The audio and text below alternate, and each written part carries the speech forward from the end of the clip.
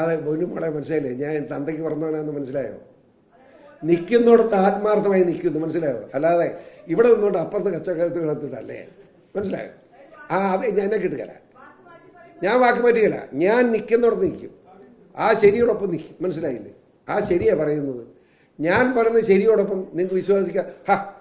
ഈ പ്രസ് ക്ലബിൽ എത്രയോ പ്രാവശ്യം തർക്കം ഉണ്ടായിട്ടുണ്ട്. അവസാനം ഞാൻ പറഞ്ഞെല്ലാം ശരിയാണെന്ന് സമ്മതിക്കേണ്ട ഗതി നിങ്ങൾക്ക് ഉണ്ടായിട്ടില്ലേ?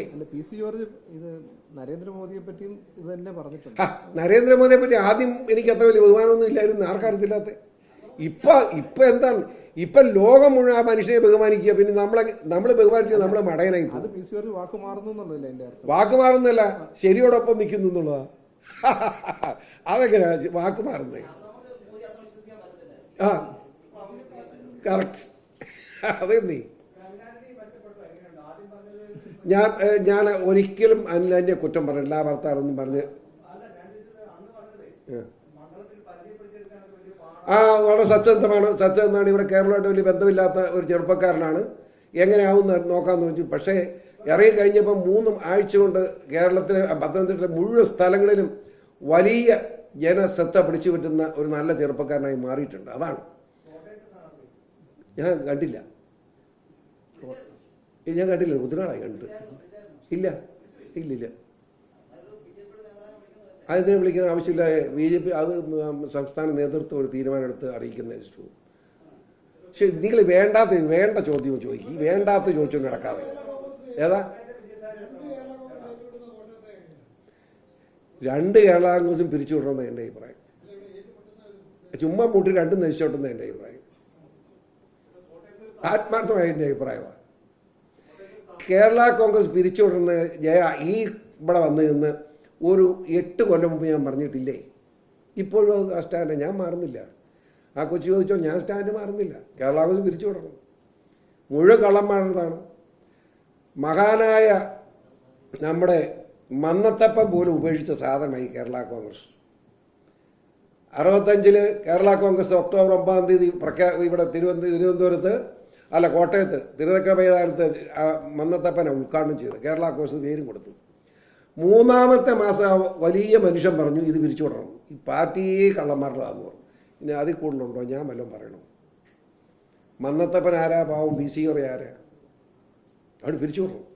എൻ്റെ ഈ സാധനം പിരിച്ചുവിടണം, ഒരു രക്ഷയില്ലത്.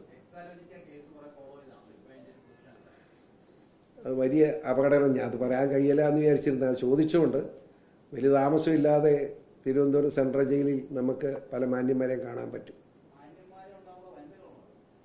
അത് വനിത 2 എണ്ണമുണ്ട്, ഒന്നല്ല. അത് ഞാൻ പറയുന്നില്ലെന്നീ. ഏകദേശം നിങ്ങൾക്ക് ഊഹിച്ചാൽ അറിയാൻ പാടില്ലേ? മകളല്ലേ 1-ാം കക്ഷി. അതകത്ത് പോവും, ഒരു രക്ഷയില്ല. എനിക്ക് സങ്കടമുണ്ട്, പക്ഷെ എന്നെ ഇന്ന് പോവും, അകത്ത് പോവും.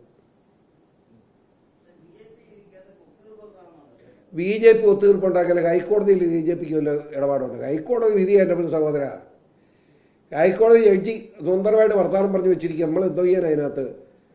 ഇന്ത്യൻ പ്രധാനമന്ത്രി പോലും ഒന്നും ചെയ്യാനില്ല. നിങ്ങൾ ഈ പ്രധാനമന്ത്രി ചാക്കിട്ട് പിടിച്ച് പിണറായി വിജയൻ രക്ഷപ്പെട്ടൊന്നും പറയണ്ട, നടക്കുകയില്ല. അതൊക്കെ വരുന്നുണ്ടല്ലോ. അതെല്ലാം കൂടെ ഇപ്പം ഈ ഇലക്ഷൻ കഴിഞ്ഞതെല്ലാം പൊങ്ങി വരും. ഞാനിങ്ങനെ ഏതെങ്കിലും സ്ഥാനാർത്ഥിയെ കാണാനുണ്ടോ എന്ന് ചോദിച്ചു നടക്കണം. എൻ്റെ ജോലി എനിക്ക് വേറെ പണിയൊന്നുമില്ലേ? സ്റ്റാർട്ടിങ് പറഞ്ഞില്ലേ വലിയ ഭൂരിപക്ഷത്തിൽ ജയിക്കുന്നു, പിന്നെ ചോദിക്കുന്നു. കാർഗിലാണോ? തുഷാറ് ചോദ്യം കേൾക്കുന്നില്ലല്ലോ, എനിക്കറിയത്തില്ല. എല്ലാ കാര്യത്തിലും വലിയ ഉഷാറായ ആളാണ് അദ്ദേഹം. എല്ലാ കാര്യവും അത് തന്നെ, ഇടപെടുന്ന കാര്യങ്ങളെല്ലാം ഉഷാറാണ്. പോരെ, നിർത്താം. എൻ്റെ ദൈവം തമ്പുരാൻ കർത്താവ് ഈശോ മിശിഹായി 16 പ്രാവശ്യം ഞാൻ പറഞ്ഞു ഇല്ലേ? ഇത് പ്രസിഡന്റ് സെക്രട്ടറി ഇവർ പറയട്ടെ, തുഷാർ ജയിക്കും. കാരണം തന്നെ ആരാ? SNDPയും പിന്നെ BDJS. BDJസിൻ്റെ നേതാവാണ് മകൻ, അപ്പൻ SNDPയുടെ നേതാവാണ്. ആ അപ്പനും മകനും കൂടെ ഇവിടെ മത്സരത്തിനിറങ്ങിയ കോട്ടയം ജില്ലയിൽ മാത്രം, കോട്ടയത്ത് മാത്രം ഏകദേശം 5 ലക്ഷത്തോളം വോട്ടുണ്ട് ഈഴവ സമുദായത്തിന്. വല്ല 10,000-50,000 ഇവർ പറഞ്ഞാൽ കേൾക്കാത്തവർ പോയാലും 4 ലക്ഷം വോട്ട് കിട്ടും. 1 ലക്ഷം വോട്ട് ഏതായാലും BJPക്കുണ്ട്. 5.5 ലക്ഷം വോട്ട് ഏതായാലും കിട്ടാൻ പോവുക. പിന്നെ ജയിക്കൽ എന്ന് പറയുന്നത് ആരായി ജയിക്കൽ എന്ന് പറഞ്ഞ് എന്താ ഈ മഠത്തരം പറയുന്നത്? മഠത്തരം പറയരുത്. പെട്ടിയില്ലല്ലോ, ഇപ്പൊ കുത്തല്ലേ. ന്യായമായിട്ട് കുത്തണം. കുത്തുവന്നിരിക്കരുതില്ല, കുത്തേണ്ടതാണ്. അതാകുമ്പോ ഇല്ലേ? അപ്പൊ ഈ 2ാം സ്ഥാനത്ത് അല്ല, ഞാൻ എൻ്റെ അഭിപ്രായം പറയുന്നുള്ളൂ. ഞാൻ ആരെയും മോശക്കാരാക്കാനില്ല.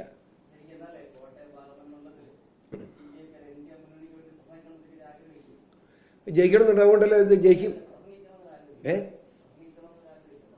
ആര് എനിക്ക് നിൽക്കണമെന്നോ?